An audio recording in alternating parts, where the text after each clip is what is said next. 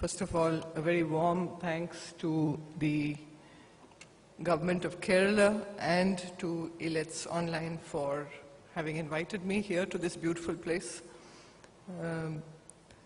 Of course, you are keeping us indoors, so we're not able to enjoy it quite the way we might have liked to. As I could see, I am afraid I joined the morning session a little late, but there are a lot of ambitious ideas. There's a lot of hope riding on the kind of things that we can do in this country and in terms of the kind of aspirations that the citizens have. It's in this context that the effort for Digital India, or the signal for Digital India, is perhaps a very ambitious, even audacious umbrella program which tries to put together all the elements that would make for a knowledge economy for the country. The Digital India mission states that we would ensure nationwide digital transformation through application of ICT in various sectors of the economy, empowerment of people, and delivery of government services electronically to the citizens and businesses through re-engineered processes, integrated and interoperable systems, and multi-delivery channels. When you look and you try and break up this entire mission statement, there's a huge number of elements. And possibly where we stand today, it's in many senses, some parts of it appear inaccessible. Let's look at the three key pillars. The first is the infrastructure as a utility to every citizen, governance and services on demand, and digital empowerment. These three pillars have action areas which are specifically 9, and I'm going to focus only on some piece of it.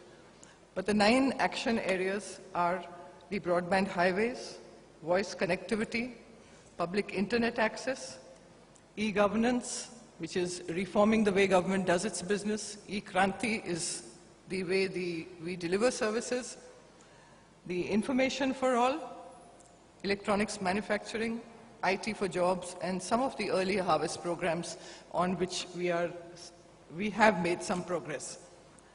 I'm going to stay with the first 3 of these. That is the broadband highways, the universal access to phones through connectivity to every part of the country, and the electronics manufacturing, focusing on the affordability of devices to enable that access. I'm going to sort of juggle it around, so let's look at what's primary to us all, and that is the voice connectivity for the country as a whole. I mean, when we talk about Digital India, the first pillar of that has to be access to simple voice connectivity for every citizen. We've had in this country perhaps the fastest growing telecom industry in the world. Today, 90% of our villages have got voice connectivity. In states like Kerala and Karnataka, there isn't a single village which does not have telephony. But if you look at Arunachal Pradesh, 55% of the villages are not yet reached. Mizoram, Meghalaya, Manipur are other states in the northeast.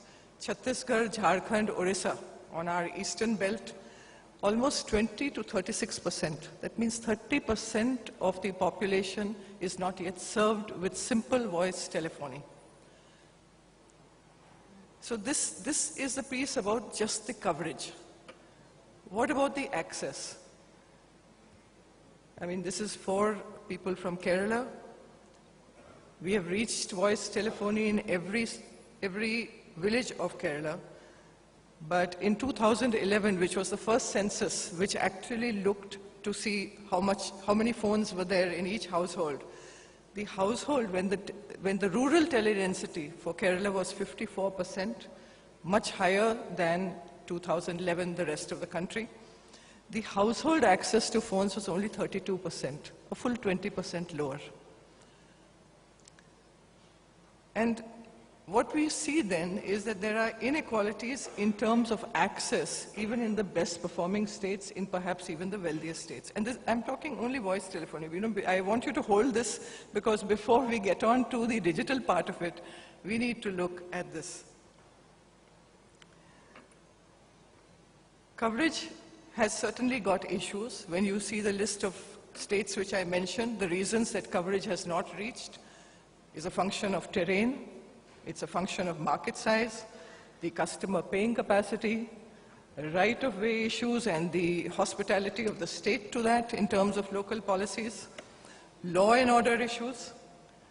But access is a function of affordability of our services and devices, and it's also a function of the perception of access.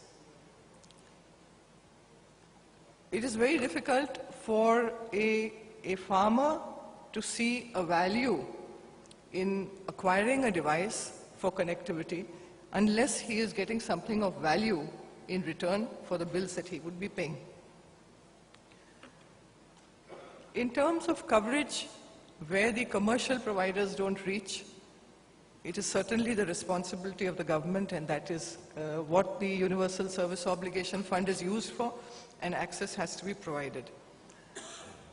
But the solutions are not just in building the infrastructure, but also bringing down the cost of operations for the service providers through policy and regulatory changes.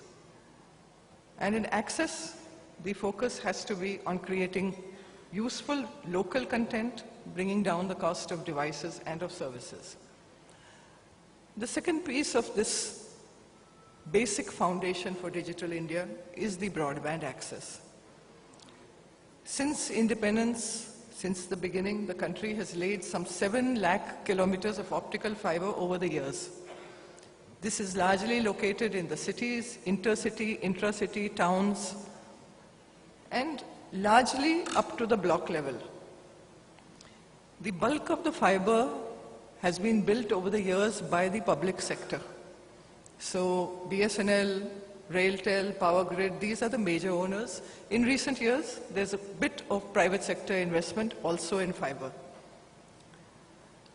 The concept of the National Optical Fiber Network then is to do the incremental fiber connectivity, taking the fiber from the block to the Gram Panchayat and providing the backhaul, if you will have it, the core that will enable delivery of broadband of 100 Mbps at each Gram Panchayat. It's not big. From the beginning, we built 7 lakh kilometers, and this NOFUN is going to build another 6 lakhs, 6.5 lakhs, depending on the distances in some of the states. And the target is 2016. It's had rough starts, difficulties in some of the states, but nevertheless, this has now started moving. What we call then, once you have laid the fiber, do you deliver broadband? Do you have services? It doesn't happen. The owners of that fiber, the owners of the infra are multiple. For a service provider, dealing all the way up with a multiplicity of owners is another complex issue.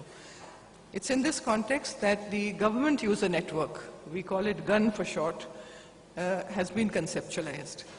And this really connects the fiber upstream of the National Optical Fiber Network and connects it to the government cloud at the district, and then enables a seamless delivery of services down to the Gram Panchayat.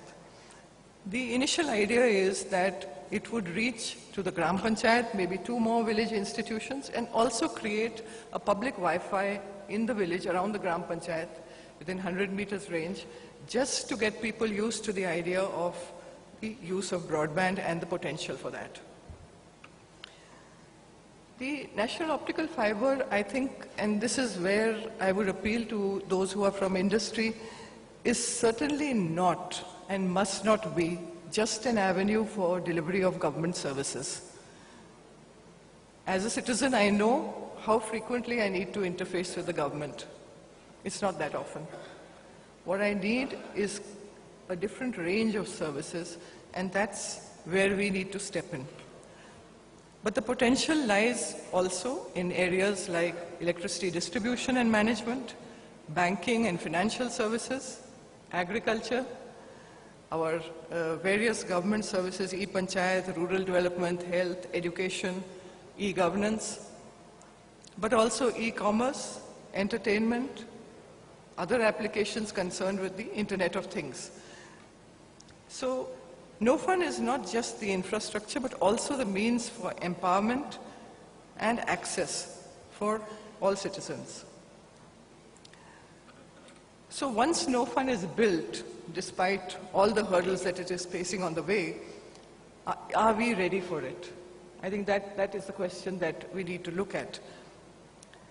There's a lot of work to be done in terms of policy frameworks, in terms of robust institutions, in terms of data digitization, relevant software and services, local content, digital literacy, skill development to address the network management and the service delivery, and the perennial issue of affordable and available access devices. If NoFund and GAN are going to cost us together close to 35,000 crores, the voice coverage is going to cost another about 18 to 20,000 crores. The investment in services and access devices is about 4 times of that. And the clock on that is ticking. I wanted to use this forum to actually point to some of the critical issues that affect the investment in the telecom networks.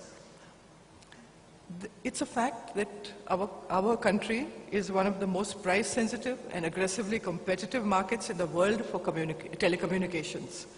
As a result, our tariffs are relatively low.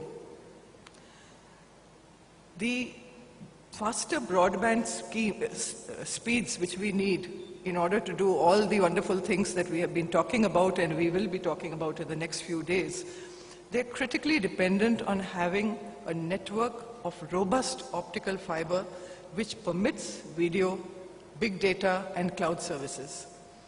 It's important that we have to recognize OFC as a utility in the same way as we allow electricity or any other public utility. It's surprising, and very few people know that, the Electricity Act does not have its own provision for right of way. It derives its provisions from the Indian Telegraph Act, and we freely, I've worked in the state governments for so many years, we allow right of way to the electricity infrastructure. But when it comes to the telecom infrastructure, all states, all local bodies believe that this is a cash cow. We need to charge. We need to take lease rentals. You're laying fiber under the ground, and you are paying in perpetuity enormous rentals when the Act provides only for a restitution cost. So I'd like to make this point because this is where the states need to wake up to recognize that legally there is no foundation for the kind of charges which are being levied on the infrastructure.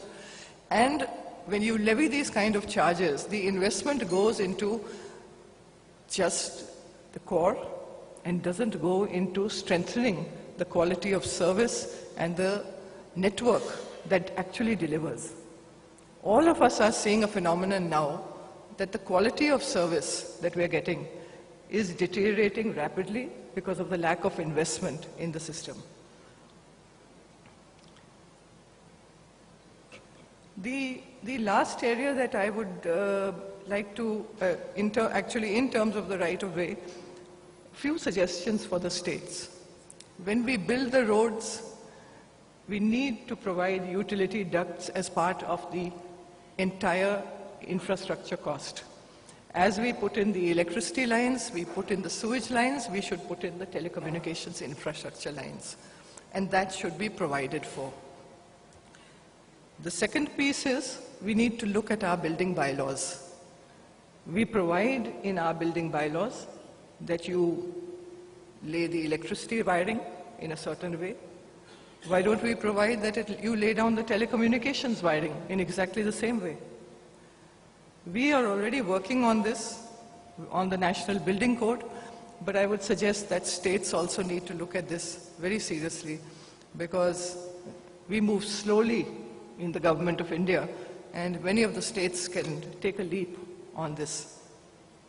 The last issue that I'd like to flag is really our dependence on imported products. India today is a technology consumer company. We don't make it. And in terms of research and development, in terms of innovation, and in terms of manufacturing, yes, many multinationals have set up shop in India, but the value add that is credited to the country is minimal. I think we need to look at this, because a country of this scale cannot afford to be a net importer of technology, just a consumer rather than a producer. We have missed the bus for some years, and it may not be entirely feasible to go back and make up for those lost decades. But there are new areas opening in which our country has an advantage. If you look at machine-to-machine communication, the Internet of Things, the world is just opening up. We are already beginning to play a part in this. So these are the areas that we can concentrate, attain leadership, and make sure that the build or our capacity to afford technology is moderated. In terms of how we can use it, M2M is going to transform the way we live and work in terms of transportation, utilities, financial services, electricity management. So Internet is not just a source of information. Internet then becomes for us a source of delivery of services and a medium to bridge the digital divide throughout the country. We've got some inbuilt advantages. Much of the value add that now goes into this is software driven. We have an R&D workforce that can drive innovation. We have a current climate that favors, through supportive policies, the Make in India slogan. And we've got a potential to move up the value chain in terms of offering design capabilities, not merely low-cost facilities in this country. I think these are opportunities, huge opportunities for all of us, and the time to grasp them is right now, to understand that this isn't the time to look at small and incremental things, but to look at the larger issues of how do we create an environment, how do we ensure this happens, how do we ensure that we reach each and every citizen. Thank you.